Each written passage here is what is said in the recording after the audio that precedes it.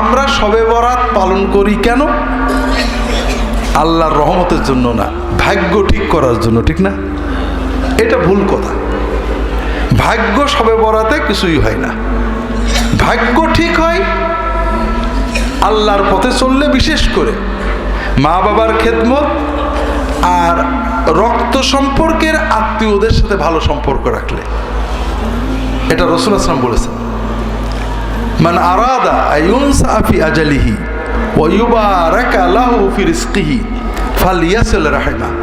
যদি কেউ চায় যে আল্লাহ তার আয়ুটা বাড়িয়ে দিক, আপনারা চান না? যদি কেউ চায় আল্লাহ তার রিজিকে বরকত দিক, চান না? আয়ু এবং রিজিকে বরকত হলে কি লাগবে? আমাদের ফুরফুরার পীর সাহেবের খানকায় দুটো ছাগল মানত করতে হবে। হবে না? আমরা তো এই গল্পই বলি, অমুক ফুরফুরা হুজুরের খানকায় ছাগল মানত করেছে, তার ছেলে চাকরি পেয়ে গেছে, অমুক এটা করেছে, এরকম আছে না নেই? গল্প শোনেন না? এসব আমাদের বিজনেস, বাণিজ্যিক গল্প। এগুলো আমাদের এখানেই তৈরি হয়, কোরআনের ভিতরেও পাওয়া যায় না, হাদিসের ভিতরেও পাওয়া যায় না। এগুলো আমাদের বাণিজ্যিক। দেখেন না, অ্যাড হয়, টেলিভিশনে অ্যাড হয় না, এরকম খাচ্ছে, পেট ফুলে যাচ্ছে, বড় হচ্ছে।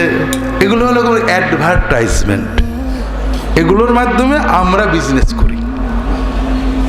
আল্লাহর কোরআনে কোথাও নেই যে কোথাও মানত করলে কোনো কিছু হয়, বরং আল্লাহ রাসূল হাদিসে, বুখারীতে, মুসলিমে, সব হাদিসে আছে যে মানত করো না, মানতে কিছু হয় না। যারা কৃপণ আল্লাহ তাদেরতে মানত দিয়ে বের করে নেই। আন-নাযরু লা ইয়াতি বিশাই লা ইয়াতি বিখাইর ইন্নামা ইস্তাখরাজু বিহি মিনাল বাখিল। রাসূল বলছেন,